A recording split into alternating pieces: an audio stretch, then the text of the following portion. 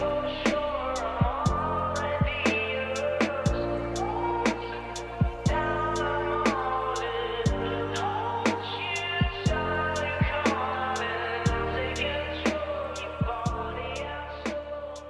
Spire Fellas, kembali lagi di Spire in Minutes bersama saya Putu, konsultan dari Spire Research and Consulting.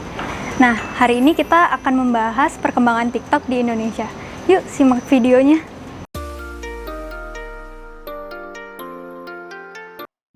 Situasi pandemi ini memaksa kita untuk membatasi pergerakan di luar rumah. Nah, saat bosan karena berdiam diri di dalam rumah, koneksi internet merupakan hal yang penting bagi kita untuk dapat terhubung dengan orang lain, bekerja, sekedar mengobrol, ataupun mengakses media sosial untuk hiburan.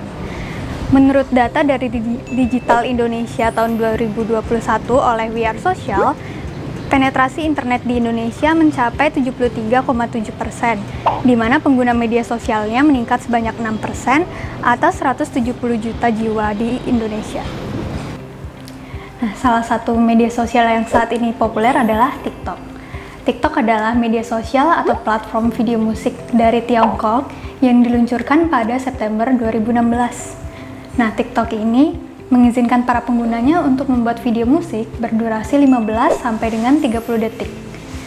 Video-video yang ada di TikTok ini biasanya berisikan konten lucu, informatif, maupun challenge yang bisa diikuti oleh para penggunanya di seluruh dunia.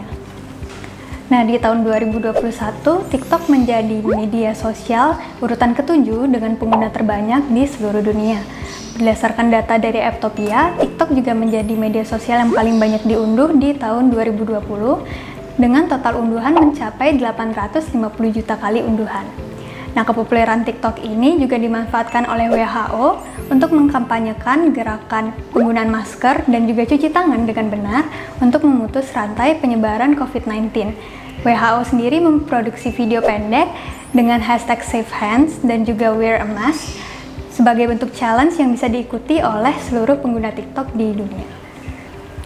Di Indonesia sendiri, TikTok ini sudah diunduh sebanyak 30,7 juta kali unduhan, di mana para penggunanya di Indonesia rata-rata menghabiskan waktu selama 29 menit dan menonton 100 video per harinya di aplikasi TikTok. Sebenarnya aplikasi TikTok sendiri bukan merupakan media sosial baru di Indonesia.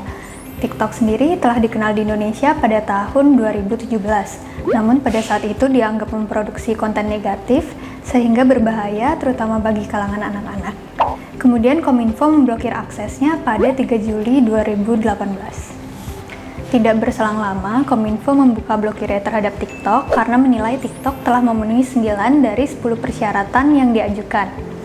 Persyaratan yang pertama adalah membersihkan konten negatif, yang kedua adalah menyediakan sistem keamanan dan penyaringan konten, lalu yang ketiga adalah menyediakan komunitas khusus bagi pengguna di Indonesia, lalu yang keempat menunjuk konten manager khusus di Indonesia, yang kelima adalah menyediakan 20 orang kurator konten yang nantinya akan bertambah menjadi 200 personil, lalu yang keenam adalah menaikkan batas usia minimal menjadi 13 tahun.